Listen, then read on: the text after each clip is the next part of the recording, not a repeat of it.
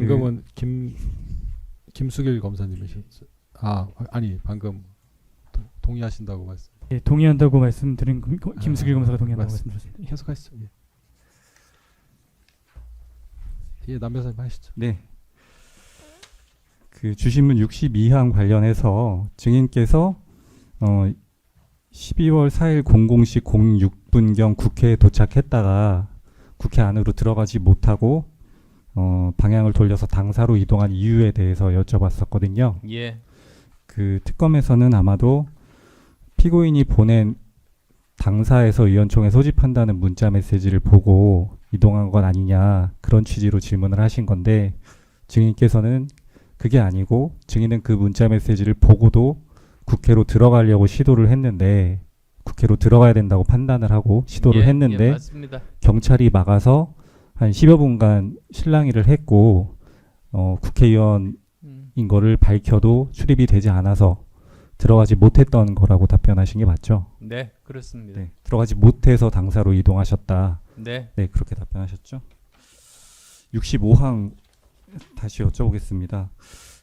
그 원내대표인 피고인의 당사 집결 공지가 없었다면 그 상황에서 어떻게 행동하셨을 건지 여쭤봤는데, 아까 증인께서는 그래도 당사로 갔을 것이다. 국회 출입이 안 되는 상황이면은 뭐 길거리에 계속 있을 수는 없었을. 여의도에서 어딜 가겠습니까? 결국은 저는 유일한 선택지가 당사밖에 없다고 판단합니다. 네. 그럼 그 두 가지 진술을 종합하면 피고인의 당사 소집 문자를 받고도 증인께서는 국회 진입을 시도하셨던 거고, 그게 실패해서 당사로 오셨던 건데, 당사로 오신 거는 피고인의 당사 집결 공지가 없더라도 당사로 오셨을 거라는 취지죠. 예, 그렇습니다. 그리고 또 뭐 설령 당사로 모이라고 그 공지를 받았더라도 국회의원이라는 게 뭡니까? 자기가 그 헌법기관으로서 자기 판단에 대해서 행동을 하고 거기에 대해서 책임을 지는 사람입니다. 그래서 저는 그 당시에는 그런 당사로 모이라는 문자를 받은 다음이라도 저는 우선은 제일 먼저 해야 될 것이 국회의원은 본회의장에 있어야 된다. 그 제 신념 때문에 그렇게 행동했던 겁니다. 네.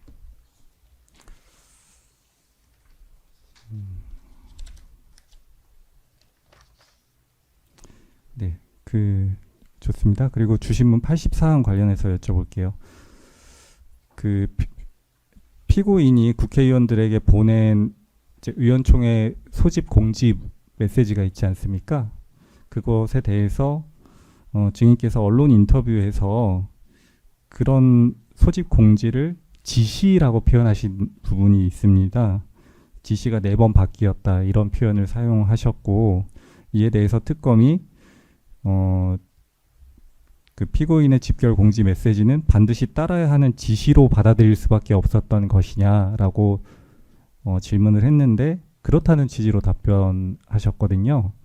근데 아까 증인께서 진술하신 걸 보면 그 공지 메시지를 받고도 증인께서는 뭐 의원총회 갈 게 아니라 나는 국회 안으로 들어가야겠다 판단하고 국회로 들어가려고 하셨던 거면은 이거를 반드시 따라야 되는 지시라고 받아들이시지는 않은 것 같은데 어떻습니까? 그럼요.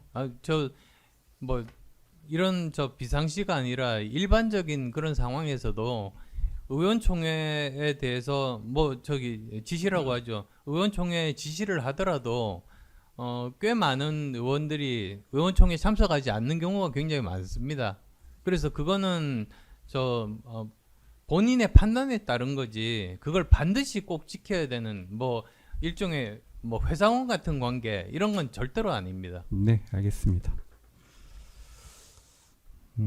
87항 관련해서 여쭤볼게요. 그 증인께서 국민의힘 당사에 이동해서 도착하셨을 때 국회 본회의가 곧 개의된다는 걸 예상하거나 인식했냐는 질문이었는데요. 그 증인께서는 그 예상하지 못했다. 왜냐하면 국회 관행상 국회의장이 본회의에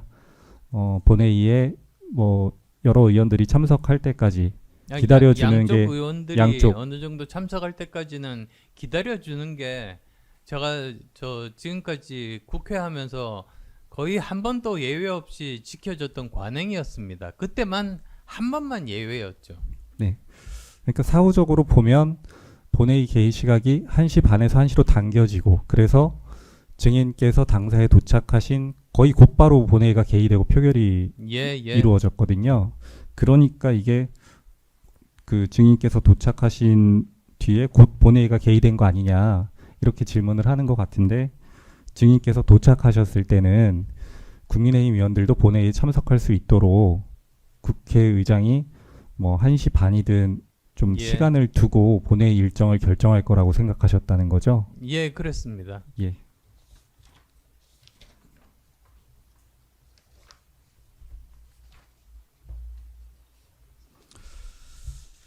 그 주신문 119안 관련입니다. 그 김태호 의원 진술을 인용해서 질문을 했는데요. 국회의원이 국회에 들어가는데 경찰이 막는 건 있을 수 없는 일이다. 뭐 그런 상황에 대해서 김태호 의원은 별로 의식하지 않았다. 이런 취지의 진술이 있었습니다. 증인께서도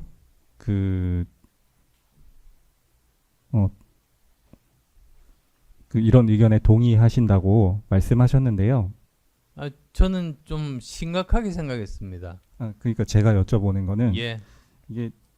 이거는 이제 당위론적으로 당연히 맞는 말인데 즉 그 당시 현실에 대해서 좀 여쭤보려는 거거든요. 예. 아니 근데 뭐 저 같은 경우는 그게 뭔가 내가 모르는 어떤 다른 사정이 있어서 일반인뿐만 아니라 국회의원들도 이렇게 못 들어가게 하는 것이 아닌가. 그 내부에 또 잘못 국회의원에 대한 위해를 가하는 세력이 준동한다든지 뭐 여러 가지 가능성이 있을 수 있지 않습니까? 저는 모르지만 네. 그래서 이제 일단은 국회의원이 그 경찰이 만약에 그렇다면 국회의원들의 신변 보호를 위해서 또 못 들어가게 할 수도 있으니까 그 내부에서 일어나는 일을 모르는 상황에서는 어쨌든 뭐 들어갈 수 없는 상황이고 그러면 오히려 거기서 그 권한 없는 그 하급직 경찰들이 국회의원 통제를 하는 상황에서는 오히려 그 사람들과 실갱이 해서는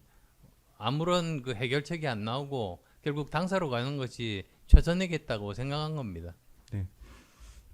그 추가로 여쭤보면 김태호 의원은 그 12월 3일 당일에 국회 진입을 시도해 본 적이 없습니다. 예. 국회 외곽에 가보신 적이 없어서 국회에서 지금 경찰이 출입을 통제하고 있다는 걸 아예 모르시고 이런 예, 얘기를 예. 하시는 건데 증인께서는 직접 국회 산문에서 진입을 시도해봤고 경찰이 막는 장면을 경험하고 관찰하셨기 때문에 예. 현실에서는 지금 예. 국회 출입이 통제되고 있다는 상황을 직접 목격하고 인식하신 거죠. 예. 그래서 뭐 어떻게 보면 왜 국회가 아니라 다시 당사로 모이라고 했는지 거기에 대해서 이해를 하게 됐습니다. 네.